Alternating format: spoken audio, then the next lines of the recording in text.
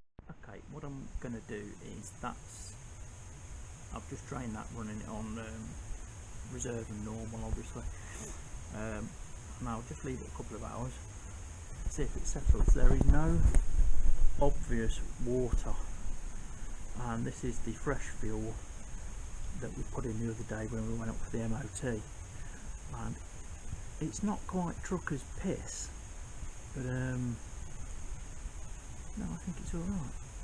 One thing I am going to do though, there's a little spider trapped in there. I'm going to have to get him out. The inner Buddhist is calling. So I'll bring you back after a couple of hours after this is settled, but I'm pretty sure there's no water in there. Also, exhaust waddings turning up, so I should be doing that sometime this week as well. Coolio. Right guys, been a couple of hours and there ain't no water in that fuel. There was a couple of specks of dirt in the container, so I ain't worried about that. I'm also, while I'm here, I'm just strengthening the back of the yoke cover so I can mount a GoPro or a sat nav or something on it, and then it's a bit thicker. These are notoriously brittle. The fuel tank rubber is sitting in wintergreen oil, and that's this stuff. And what happens is the rubber will soak in the oil. It does work actually. It rejuvenates the rubber for months and months and months, but the alcohol evaporates, so it'll pull the oil into the rubber, and then obviously the alcohol then evaporates, and it is all good. And I've repacked the exhaust as well. I weren't organised very well, so I didn't film it because it's like a two-handed job. But that's now all got all new wadding in, and I've got about the same amount left as well. In fact, it was a really good product. Got it from M&P, and last time I wadded an exhaust, it was nasty stuff. It was almost like roof insulation. It was horrible. But this stuff was in a neatly put together woven mat. As you can see, they're just offcuts because I'm a bloke and obviously can't measure anything or think something's bigger than what it is. So yeah, so all I'm waiting for now is we're going to order the carburetor rubbers for the float bowls, and then it can all go back together. So hopefully by, I hope next weekend, it'll be up and running and ready for use. Kawasaki are normally really quick at sending parts out, as Wimoto and people like that are actually. So if I order them Monday, they should be here by Wednesday, and they'll be fitted on Wednesday as well. I've got a couple of vehicles to take for an MOT, and I've just watched Craig's video actually getting his Tracy's car MOT'd, and said he hadn't got a bike to do. Well, we've got Pinky to do. She's undercover at the minute, but yeah, I've got to when I can move the ZX about again, I'll move her out of the shed, and then we'll just give Pinky a once over, get some fresh fuel in her. 12 years, it's really never started to fail or anything like that. Dump a bit of fresh fuel in and it's okay. When I first met Cat, I serviced it, rebuilt the brakes and all that lot, and it had an overheating problem, and I put a new thermostat in and what have you, and it's never done it since. But that's another story. So what we might do is, we might, even if we've got the time, get together with Craig and get this down the MOT, and then we can film a motorbike MOT. But we'll see what he says. Alright then dudes, that's all for now. Ta-ra, bye bye.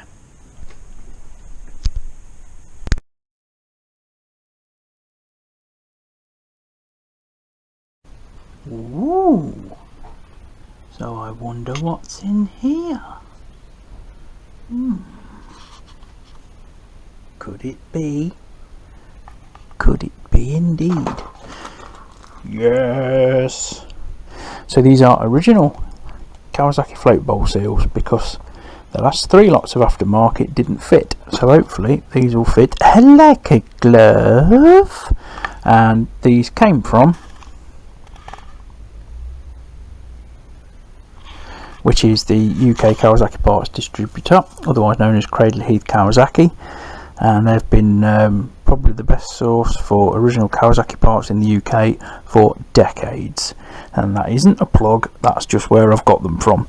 So I'm now going to fit one, but unfortunately I haven't brought my camera mount out with me, so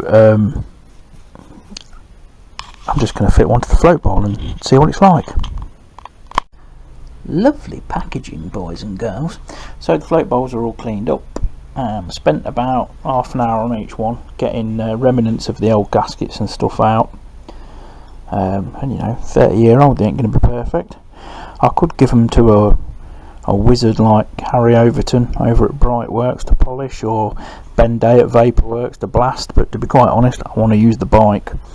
So there's the gasket. I think if I put the camera on this box, you might be able to see what I'm doing. If not, well,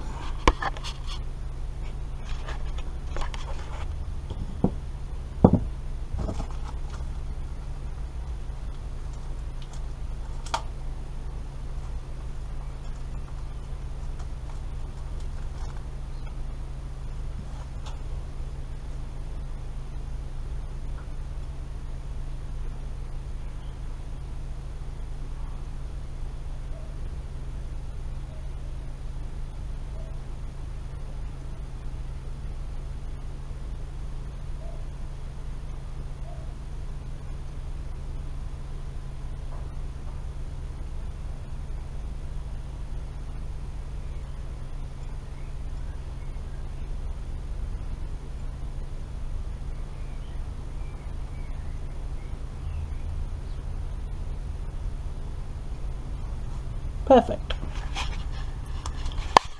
As you can see, the originals fit perfectly, as we knew they would. But there is one thing to be aware of. I think these are actually handed.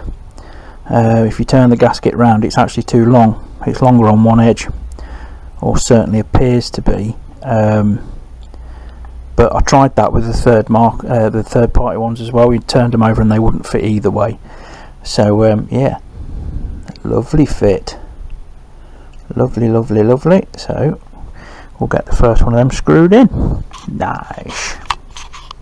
Of course, these are another example of the Japanese cheese screw. These screws are notorious for rounding, as you can see. There's one that's a bit mullered there. But best thing to use is a proper JIS screwdriver, which is Japanese industry standard. They're not the same as a Phillips. So if you use a JIS, you shouldn't have much bother at all, and you run far less risk of rounding one out. So 16 screws later, and we're all done. And somebody's strumming in the garden. How convenient. Float heights have been checked, and they're all alright, and all the pilot screws, they're alright. So we're about ready to fit them back on again then.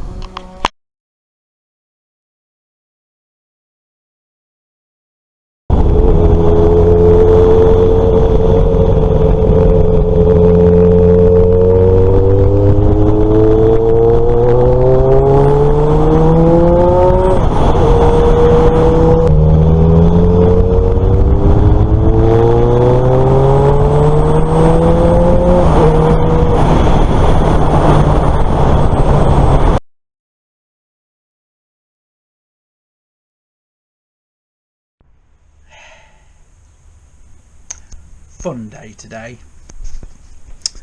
ZX is up on the lift, and it was a pig of a job because it's a fairly long bike.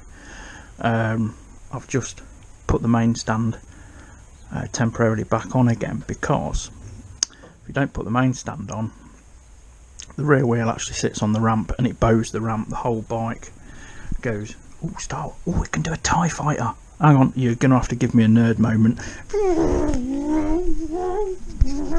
There you go, done. Today we're chasing this mystery oil leak. I've got a drop of oil there, look.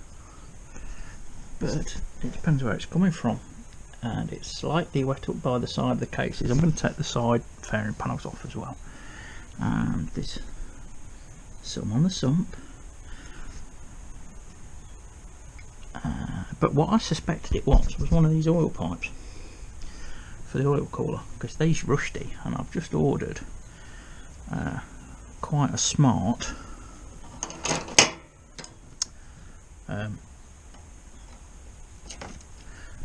oil line kit, and I've not gone with braided Goodrich or anything like that, because that looks fantastic on a race bike or a £1 million Ferrari, but for a road bike, it's a bit overkill. It's alright spending money on your pride and joy, but as I've mentioned before, some people just spunk money on completely unnecessary bling and anodizing and all that lot. But the trouble is, everybody does that. So you're now no longer being individual, you're following the herd.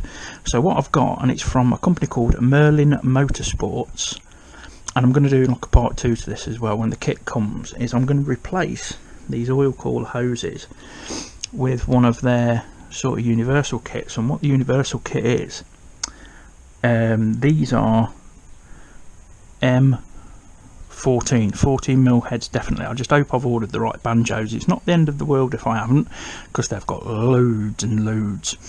And what I've ordered is, we can reuse the original bolts, they'll clean up no problem. But I've ordered a banjo with a fir tree fitting. There's not an immense amount of pressure in this cooler. Literally, the oil pump just pulls it through the cooler and back into the sump. You can actually bypass it. Now, you can bypass it 2 ways. You can put a little loop in on the 2 attachment points there on the bottom of the sump, or you can just blank the holes off. You can get like a blank M14 bolt and just blank it off, because there's not a lot of oil that goes through the oil cooler. There's not a great flow through it. All Japanese market bikes are basically fitted with an oil cooler. You'll know this if you've ever owned a grey import and compared it with a UK bike. Stuff like VFR 400s and stuff all the Jap market ones had oil coolers, and that's because Japan's average temperature is about 28 degrees. That's average. Okay, as an example, if you were to drive for a few hours at 80 miles an hour on the cruise control, your actual average travelling speed after all that would only be about 50 in real life conditions. Japan quite often gets well above the 40s, and it is effing hot. And if you think of places like Tokyo and places like that where the traffic just doesn't move, you need an oil cooler. Over here we don't really need to, unless you're racing or you're ragging the tits off it every time you go out, but we don't really need one. Manufacturers fit them because they're there, and then they can be sold anywhere. But they do look good, but they can lead to problems as well, because if you've ever put a stone through an oil cooler or a radiator, you'll know why they're a pain in the arse. Anyway, the later style oil coolers are more like a cylinder, which it's like a swirl pot, just swirls the oil around a chamber and just cools it down a little bit to go back in again, because obviously oil is part of your cooling system, because as well as lubricating things, it removes heat from the engine block, the same as your liquid cooling does. It works in unison, obviously demonstrated very well in the old oil cooled Suzukis, which used to inject oil onto the underside of the pistons to keep everything cool. Brilliant design, absolutely brilliant. So I'm going to be chasing this oil leak, and there's a bit of emulsification in the oil, but that's only literally because I've just literally started it for 5 minutes to get it up on the bike, and it's just stopped, so a lot of that's foam. Also bear in mind that this has only had about, since rebuild, 30 odd miles put on it, so it hasn't even warmed up properly. I mean, the core of an engine warms up very, very quickly, but everything else doesn't. So obviously it pulls condensation out of the engine. So don't be alarmed if you see just a little bit of white in your oil if you don't use it on long journeys. If you commute, for example, you'll get it as well. It doesn't mean there's a head gasket gone or your line has dropped or anything like that. It just means it ain't warming up. You know, give it a bloody good run. Go out for it on the day occasionally and you'll be alright. I can guarantee you can look at most cars now, pull the oil cap, and there'll be a little bit of mayonnaise there. Absolutely guaranteed. So don't worry too much about it. I mean, this is literally only done 30 odd miles in stages. So I'm not too worried about that. What I am worried about it's this oil leak, because it didn't have one before. So something has failed, or now the engine's actually running, some seal isn't doing what it should. Now these are horizontally split cases, but what I'm going to do is I'm going to turn the camera off, take the side fairing panel off, and then we can see a little bit more, and then we can start chasing down the problem. Alright folks, let's put you on the web head cam thingy. Ooh, shaking me bollocks. Right, I've got no idea if you're going to see this right, because if you've ever worn one of these head mounts, you'll know how uncomfortable they are, which is nice. So I think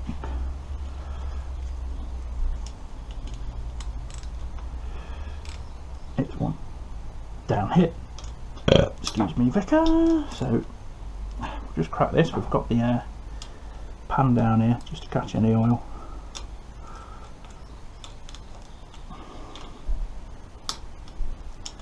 These aren't all that tight, but there's always one.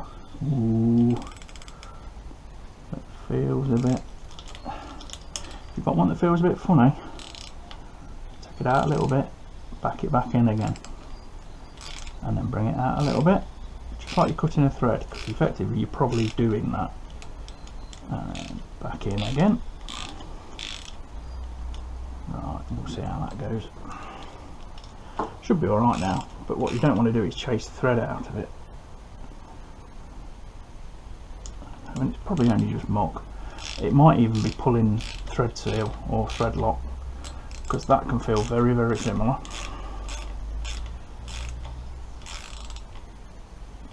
You can probably hear the tension that's going on. It could be corrosion, of course, because you've got probably got a steel bolt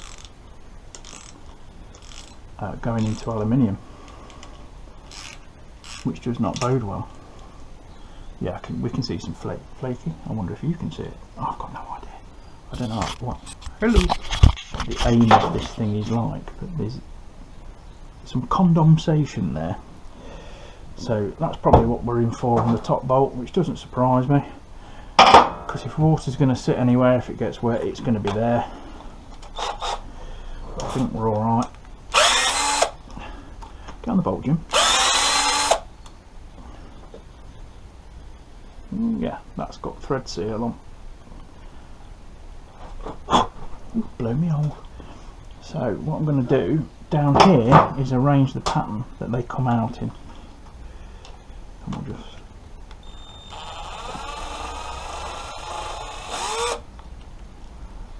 ooh, yeah.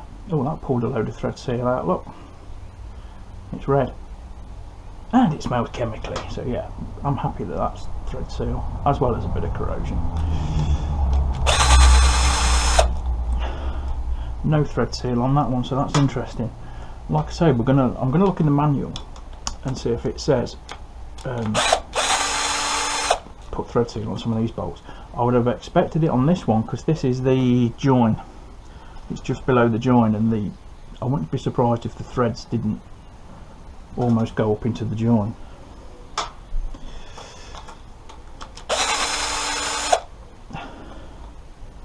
Looks like all these are the same size at the moment. That is not always the case, but it certainly looks like it.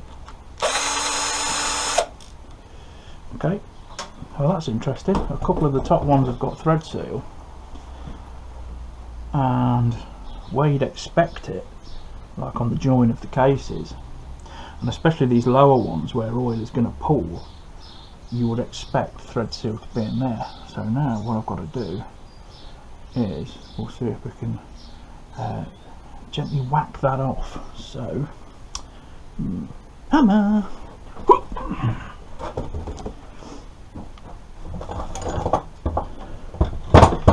Got this, let's get got that.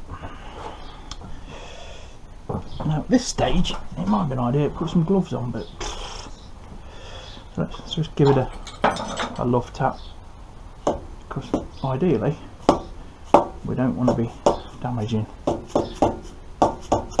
any gaskets if we can help it.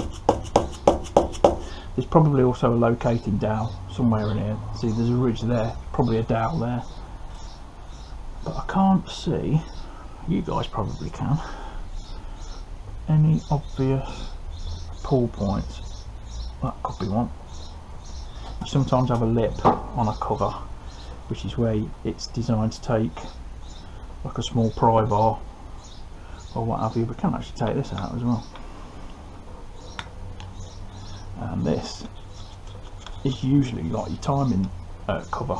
There you go, see in there, it's got an A-ring. Oil smells super fresh. That's cool. Now sometimes what you can do is get in here and just prise gently. Stop doing it. I'm going to remove. I was going to remove the A-ring. It doesn't appear to want to move. So let's see if we can find a lip.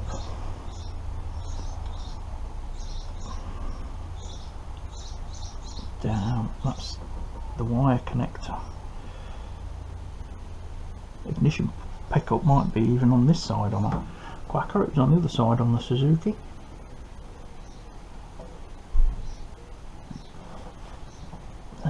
Anywhere underneath? Can't really see. It might just be a case of giving it a tuggage. I'll see if we can get something behind there. There's a good lip there. Might just be able to get a small bar in there. Not sure I'll be able to get it with this. No. Right. Let's stop you for a second.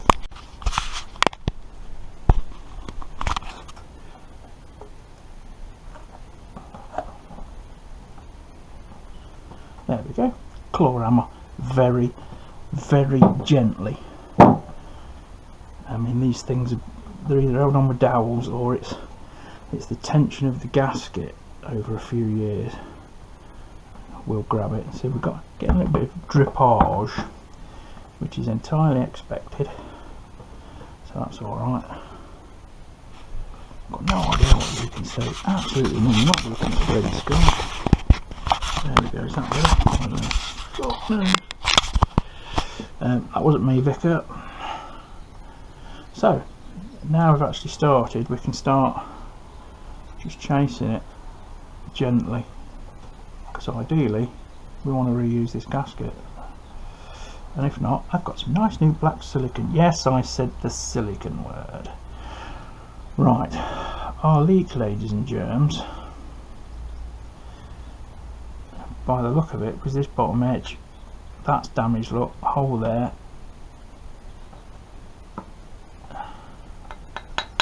So I think our leak was around here, even though obviously this has just lost a bit of oil. It's interesting that this corner, where you can see the gaskets just come away anyway, this corner was leaking. Sometimes in the manuals they even tell you to put a little bead of silicone in places too. In the original Kawasaki toolkit there was actually a tiny tube of silicone sealer, a little tube of thread lock, stuff like that. It all came with the original toolkit, which suggests that even for routine maintenance it is required. Inside of this engine looks spotless, considering as far as we know it stood for I thought 5 years, but it had an MOT in 2000. Well, its last MOT ran out in 2017, but that doesn't mean it was used up until then. I think it was actually parked before. I'm not sure at all, but that ain't three bad. But what I think I'm going to do is I will order another genuine gasket, and then we'll use I've got a scraper, gasket scraper, and we'll get that off, get that mating surface as clean as we can, because a new gasket for this, it's going to be under a tenner. The likelihood of me ever having to go in here, unless we get a catastrophic engine failure or something like that, is minimal. So once that's sealed back up again, that's going to be it. There's nothing nasty floating in the oil, which is good, because if there was water in the oil, it gets everywhere, and I do mean everywhere. It's like, I mean, a friend of mine, when he does head gaskets on cars and stuff, you can flush that car through 10-12 times with no exaggeration at all, and you can still get crap out of it. It just gets everywhere. So if we did have a drop liner, which these engines were known for, or we've got a gasket gone or anything like that, we would see evidence anywhere where oil gathers, or where the coolant is, and the coolant doesn't have any oil in. I'm waffling because I'm good at it. Right, well, it's Easter Saturday, I'm in work tomorrow, so you know, I'm making the best of a day off, really. So yeah, so interesting that needs thread lock, that needs thread locks, but we're at the base of the cylinders here, and I can actually see through that. I don't know whether you can, but I can see through that. If I shone a light in there, I could probably be able to see some internal jiggery buggery. But usually it is the ones near the cylinders that will require thread lock. I don't know whether that's a little O-ring in there actually, or whether somebody's tried to put some RTV. This is where your parts microfiches come in handy, because if that is an O-ring, it needs renewing because it's been chewed, which is fair enough. Again, that'll be pence, and you can just make out there. I mean, this is how good Japanese engineering is. Look, there is a very, very fine line just there. Probably pick that up. Hopefully the camera is. That's where the cases join.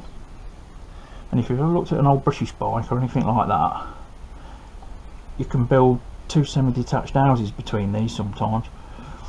But yeah, see, this is why the Japanese took over the world. It was engineering tolerances like that did them favours, and we never learned, which is fair enough. But you know, things move on.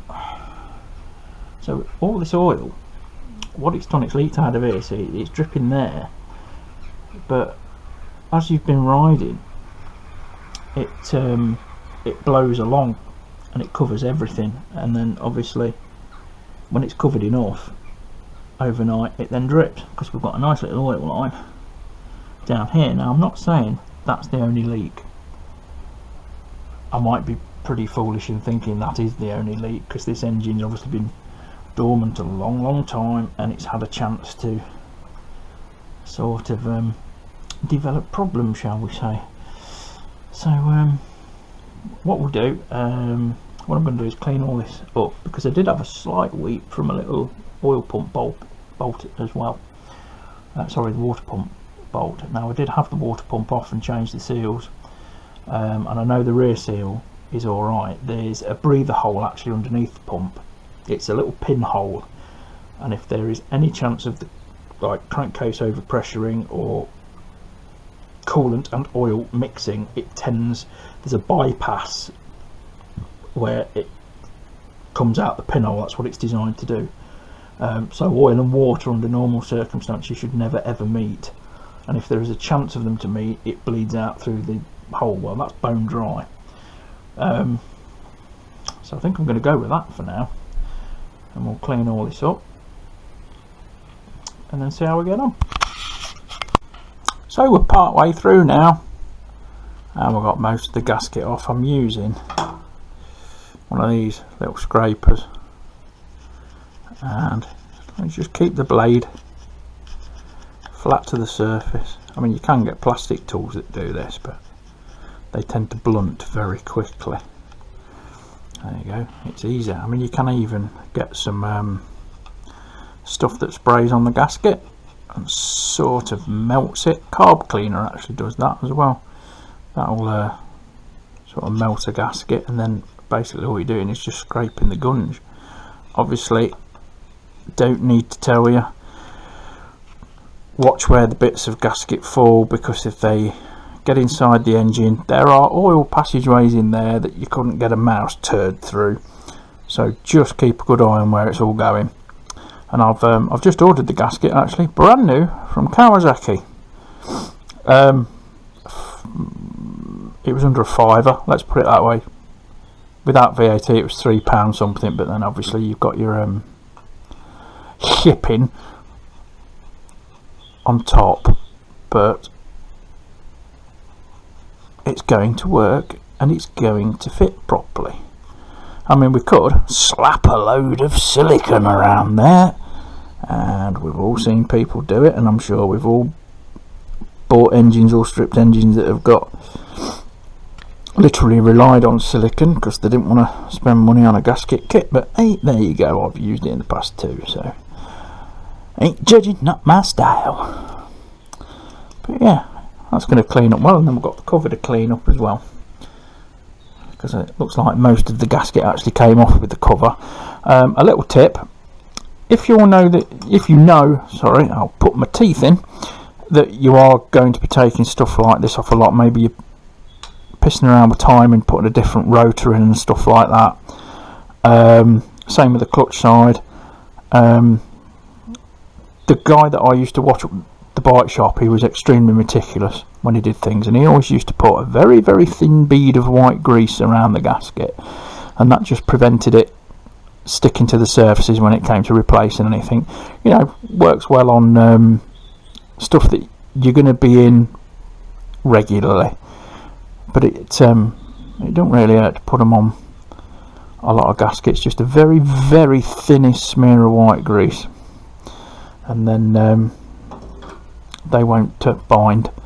So we'll carry on when it's all cleaned up. Lovely. Looks like somebody put this gasket on with our friend silicone, and that is why it's a git to get off.